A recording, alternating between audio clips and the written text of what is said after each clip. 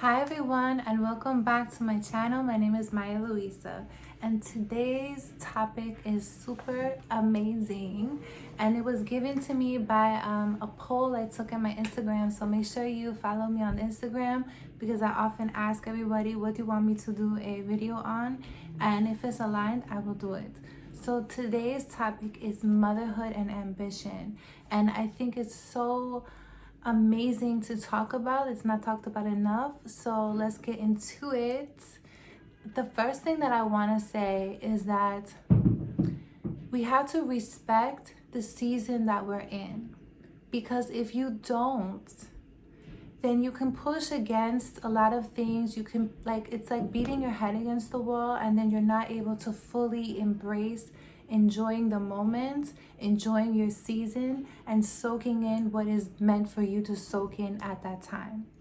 So I remember so my oldest is 3, and I remember it was a huge transition for any woman. The biggest transition is to go from 0 babies to 1, because your whole life transforms, your identity shifts, your energy transforms, even the chemicals in your brain, like everything is new, everything is different, everything is foreign. And so I think it's important to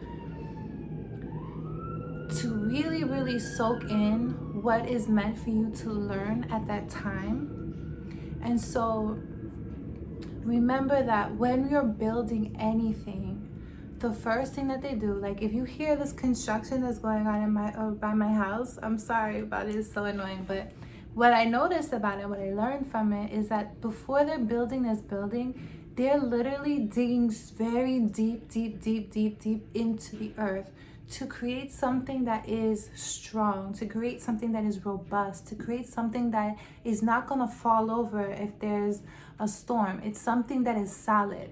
So in order to create anything in our life that we want to last forever, we have to first go deep down and within. And so when you're going from 0 baby to 1, I think it's essential to go within, to really go within. I even took 7 months off of social media because I wanted to not be influenced by the outside world and what was going on. I really needed to come within myself to figure out who I am, who is this Maya that's a mom now. I needed to figure out what lessons I was learning, because I did have a very traumatic birth experience. I needed to just get really still and get really quiet, because when you're quiet, that's when you can hear the voice of the divine. And if you have constantly pulling at your energy, all the events that are going on outside, it can just take from the experience of what is happening within you, within your body. So for all of my clients, when they get pregnant, I tell them, get into a mommy bubble, meaning that you have this sacred space within yourself, with your partner, your baby, your body, your breath. Only take in with your eyes things that are of a high vibration and a high frequency. Meaning, stay off of TV, stay off of social media, or just go on a very strict social media diet, that you're only consuming accounts that are of a high frequency, that make you feel good, that enhance your way of living, that you're learning things that really give you great sensations, that really enhance your spiritual awareness, like things that feed your soul, and cut off everything else. So in the first becoming, when your baby is really small, it's really important to learn your lessons and learn them fast. Learn who you are, learn who you're becoming, learn about your baby, because all of our babies come to teach us. All of our babies come to teach us. And I feel like the earlier that you learn that you embrace that, the better you are. I've heard people talk about based off their baby's sign. So I'm a Gemini. And Gemini is very much about communication. And so I feel like I did come to my mom's life to teach her how to communicate, because my mom likes to keep things within. She's like, will just be really quiet about a lot of things. And so I remember being little and like speaking up for her and just being really like talkative, communicative, and I have definitely like argued on her behalf. I don't know if that's healthy, but it is what it is. But I think through my energy, through my embodiment, my natural gift, that she has opened up her voice channel more, or has witnessed me being very loud and boisterous and communicative, and maybe learn different ways she can communicate. My first child is a Taurus. Taurus energy is the earth sign. And if you know Taurus in your life, they like very solid people, very just grounded, very slow to change, very strong-willed, but super grounded. And what I've learned from my firstborn was to ground myself, to really, really ground myself, to create a rhythm, to create routine. My son loves, all children thrive off of routine, but my son, he likes to eat the same thing every day for breakfast. He likes, like the bedtime to be like this. Like, he's very like this. And so I embraced that. I learned that from him. I learned how to create routine. I learned how to thrive off of creating a rhythm, and how that was really important to me, because prior to him, I traveled all over the world and I was very much resistant to routine. I didn't like it. But embracing that lesson that he taught, that he came here, one of the many lessons he came here to teach me, has helped me so much. Instead of resisting it, instead of resisting the fact that our babies come to teach us many things. My second, who is 1 year old, he's a Leo. And Leos are very much about shining, very much about the star quality, very much about shining your light, about just being okay with being in the limelight, being okay with having the spotlight on you, like not having the fear of being seen, but being able to just have that energy, that fire to shine your light. That's what my second definitely, like, within my pregnancy, I booked so many modeling opportunities. Like, it was like all the cameras were on me. Ever since I got pregnant with him, cameras on me, and being okay with that, embracing that energy, embracing that lesson, that one of the many that he has come to teach me. So that's the number one thing about motherhood and ambition, is embrace the lessons that your baby has come to teach you. Your baby has come to teach you. Get quiet, get reflective on who am I becoming? Who am I becoming with this baby, with this baby's energy, with this baby's energetics? And that comes from a deep reflection that can only come from being still and being really quiet and being really focused and not distracted by outside events. Outside events, it's never going to stop. There's always going to be something. There's always going to be something else. There's always going to be pop culture. And remember that all of these headlines and stuff, they're formulated a way for us to click. They're formulated in a way for us to stay on the app. And so when you take away that stimulation and you just get really still, connect with your baby, connect with your baby's energy, that enriches your life tremendously. It enriches your life tremendously, because you're able to learn the lessons that your baby came, learn who they are, learn aspects of their spirit, aspects of their ancestral wisdom that they have. It's so rich, and it comes from that stillness. So soak in the knowledge. And also, so then that's when your baby is really, really small, right? Because motherhood, it looks very different. You can be a mom of an 18-month. You could be a mother of an 18-year-old, and that's going to look very different. So I would say with your ambition, with your goals outside of the home, I think has to begin with learning how to rule and how to create your queendom within the home first. So the first thing you need to do is to create your queendom. Learning how to run a household is a super strong skill set. Embrace it. I know I've come from like I had a business coach and all of those things that like detested anything that had to do with a household. It was like very looked down upon. I don't agree with that. I think that learning how to run a household, even the way that you show up in your home, is the blessing of the home.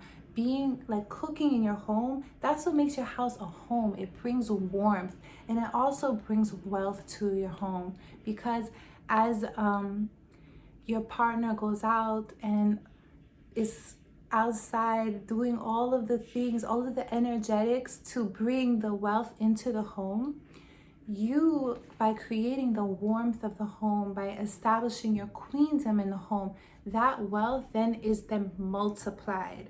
If your home is running smooth, if your home is spiritually cleansed, if your home has a spiritual current running through it, all of those, that money is going to be multiplied. But if your home is in disarray, if there is chaos, if things are out of order, then it's not going to hit the same.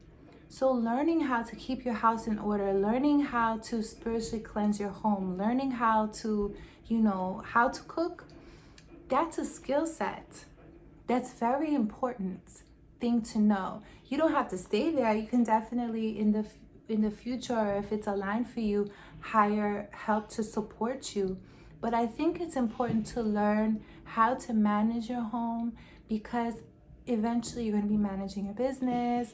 You're going to be like learning those things. So learn it now within your home. What does it take to run a household?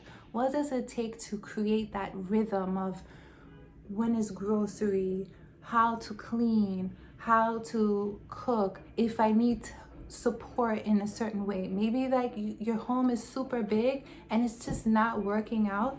How do I hire help? How do I hire someone to support me with keeping my home clean? Learn that skill set. Learn the skill set of how to hire, because eventually, again, you're going to be that boss queen and you're going to be hiring people. But learn that now in the home. What does it take to have a schedule? How do I wake up? How much sleep do I need? And all of those things. So it starts with the rhythm within your life, within your home. Become the queen of your home.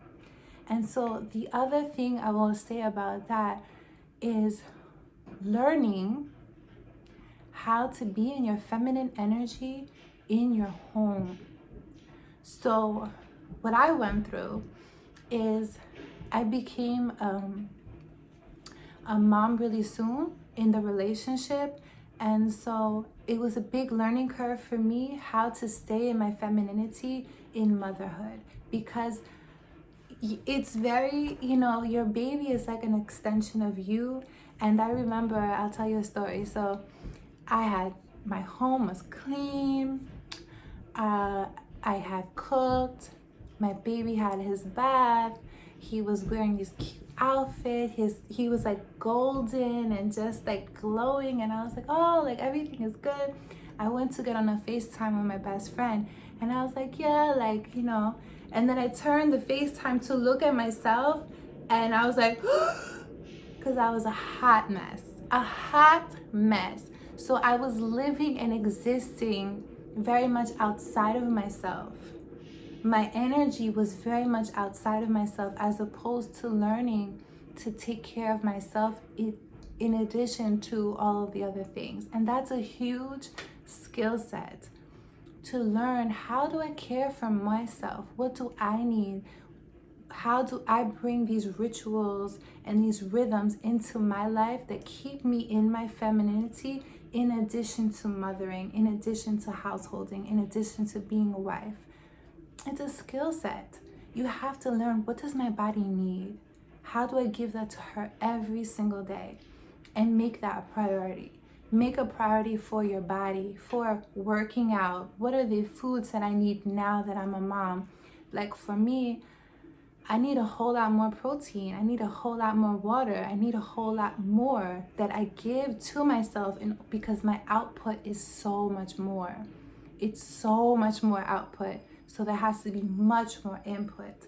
And that is another skill that you need to learn, because it starts within your body, within your home.